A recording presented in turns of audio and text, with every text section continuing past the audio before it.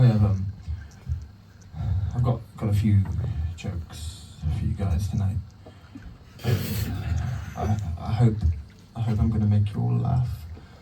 And I think what I'm gonna do tonight is I'm gonna do some jokes about stuff we all like, because I want you to enjoy this as much as I am. So we're gonna start off with a joke about dogs, because we all like dogs. Then I'm gonna do a joke about coffee.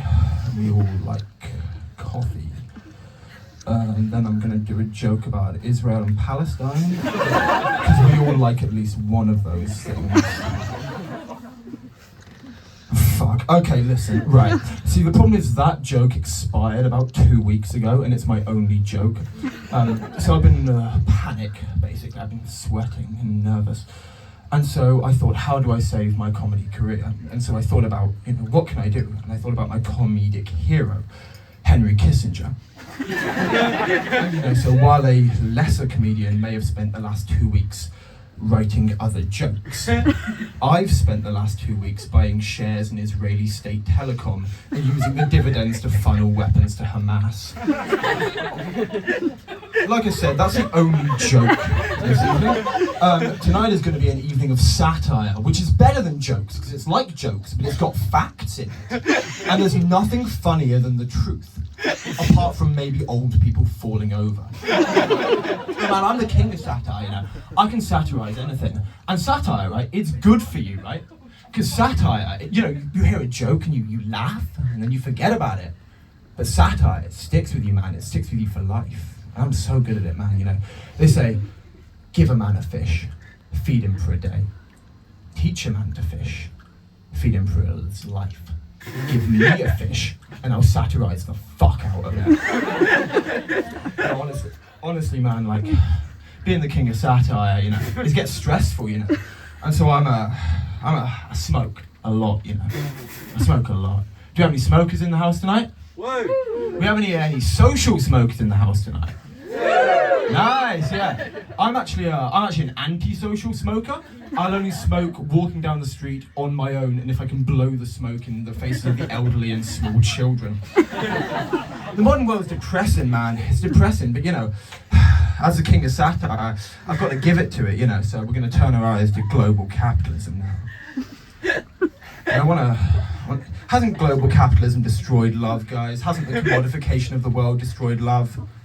No, it hasn't. You're wrong. Because in Jakarta, Indonesia, and this is true, this is truth, which means it's funny, McDonald's has actually brought out a new initiative, and this is true, the McWedding.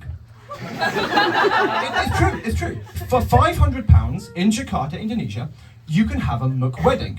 They will give you onion rings, I'm not joking. They will have a priest for you that will officiate the ceremony, and at the end of it, you're McMarried. And my uncle works out in Indonesia, and he's very broke, and he went for a McWedding with his wife. And I think it's beautiful, because it shows me that in the heart of modern capitalism, this force that kind of gets into the heart of the world and tears it apart, there's still a moment for love. It's beautiful. My uncle incidentally did actually have to get a muck divorce because he was muck fucking the nanny. Please don't.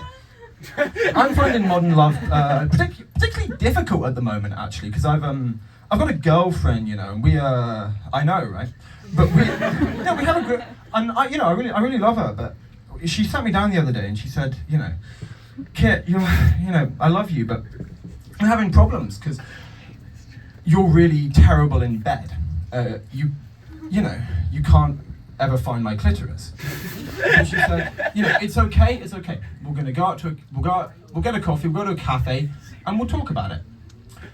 She took me to the missing bean, which I thought was uncalled. No, man, it's tough. It's tough being in love these days. So, when I think about love, I think about the great icons of love, and I think back to the 1970s, and I think about John Lennon. Right? John Lennon and Yoko Ono. They were so in love, man. They didn't even need to make music. They just kind of sat around and were in love with each other, and it was great. And John Lennon, man, he has this song, right? where he kind of grew disillusioned with the Beatles. And he just wanted to be in love with Yoko. And he says in the song, I don't believe in God or Zimmerman or Elvis or the Beatles. I just believe in me, Yoko and me. And I think that's beautiful. But I've got some questions, right? Because, you know, more fool of me to say, but God, I don't believe in God or Elvis or Zimmerman or the Beatles. It seems silly to me to say you don't believe in four things that are so obviously real. And you know, he actually had to cut the recording of that song short because he had to go and make a 45-minute short film with Yoko of his own semi-erect penis. But there was actually an extended version of that song recorded where John Lennon just goes on to list more things that are real that he doesn't believe in. It goes a little bit like this. I don't believe in God, or Elvis, or Zimmerman, or the Beatles, or dinosaurs, or climate change, or hamsters. I don't believe in any of these things.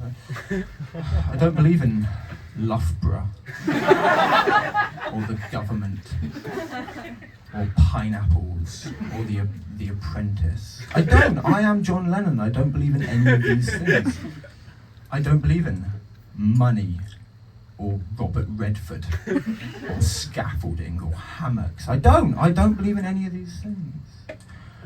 But you know, he wasn't the greatest, was he? Who were the greatest? The Clash, that's right. And now my favourite song by The Clash is a song called Rock the Casbah. Any of you heard the song Rock the Casbah? Yeah, it's great. If you don't know it, the chorus is one of the greatest lines in music ever written. It goes, Sharif don't like it when you rock the Casbah. That's fucking genius, man. How did The Clash come up with that? And so, you know, I've been thinking for weeks, you know, Sharif don't like it when you rock the Casbah. How on earth did they write that line?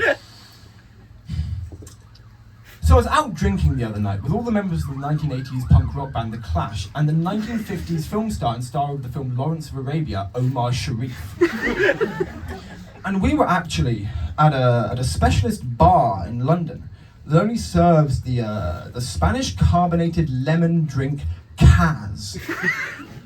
And I stumbled in there. Omar Sharif, he was drunk, he'd thrown up all over himself. The Clash were covered in piss and vomit, fighting each other.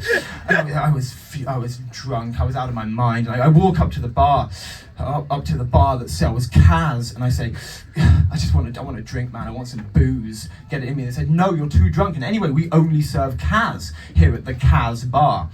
And I was furious, man. And they had this kind of ornamental pebble display filled with rocks and pebbles and stuff. And so I was furious. I was drunk, and I picked these pebbles and rocks up. I was pelting them at the bar, at the Kaz bar. And I was throwing them. And it turns out Omar Sharif, the one thing he doesn't like is the mistreatment of minimum wage service workers. And I was just hurling these, and he was pissed, and he was drunk, he was covered in vomit and kebab. And he said, I don't like that you're doing this. And he left as I was throwing rocks at the Kaz bar.